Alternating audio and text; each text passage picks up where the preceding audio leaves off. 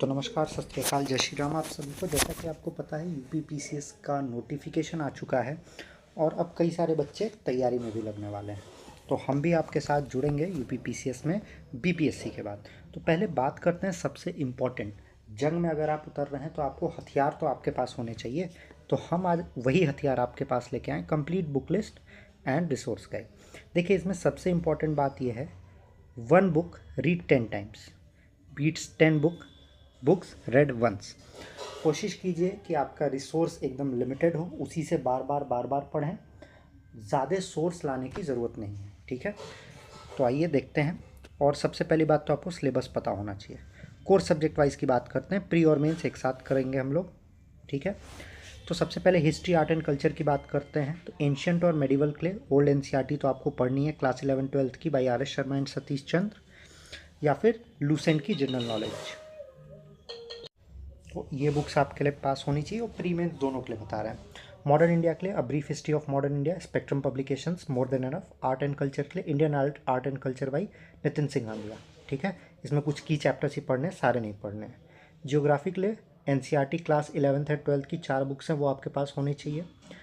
फिर रेफरेंस आप यूज़ कर सकते हैं जीसी लियोंग, ठीक है। इसकी भी सेलेक्टिव रीडिंग करनी है, हम आपको बीपीएससी के बाद इसके बारे में बताने वाले हैं। फिर ऑक्सफोर्ड की स्कूल एटलस, ठीक है। इसमें यूपी रिवर सिस्टम, डिस्ट्रिक्ट और मेजर ग्लोबल वाटर बॉडीज़ पे ध्यान दीजिएगा। फिर इसके बाद इंडियन पॉलिटी तो सबको पता है, बाइबल कही जाने वाली एम लक्ष्मीकांत, ठीक है।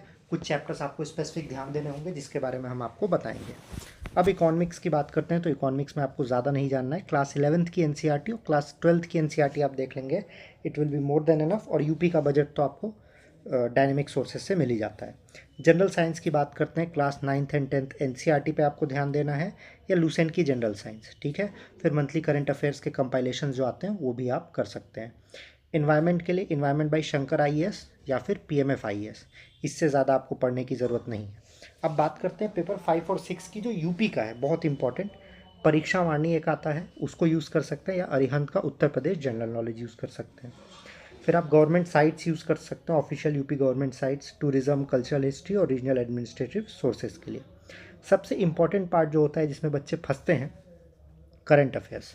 तो आप न्यूज़पेपर ले सकते हैं, इंडियन एक्सप्रेस और हिंदू, या कई सारे पीरियोडिक कंपाइलेशन होते हैं, घटना चक्र का होता है, आई दृष्टि का होता है, एडुटेरिया का होता है, ठीक है। आप कोई भी ले सकते हैं, या तो कई सारे चैनल्स हैं जो डेली करंट अफेयर्स अपलोड करते हैं हिंदू और इन सब का, तो वो भी आप यूज़ कर सकते हैं।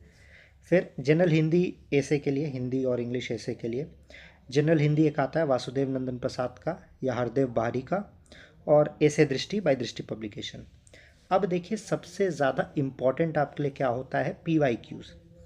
तो घटना चक्र पूर्वालोकन ज़रूर ले लेना है आपको। सिर्फ घटना चक्र पढ़ के भी आपका काम हो जाने वाला है, अगर आपका बेसिक्स तैयार है।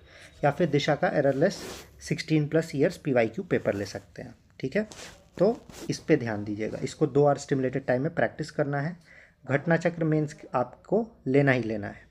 अब देखिए, सबसे इम्पॉर्टेंट काम, आप सिविल विथ आईमेट के साथ रहिए, हम आपकी पूरी तैयारी करवाने वाले हैं। तो मिलते हैं आपसे 26 के बाद for UPPCS. Till then signing off, bye bye.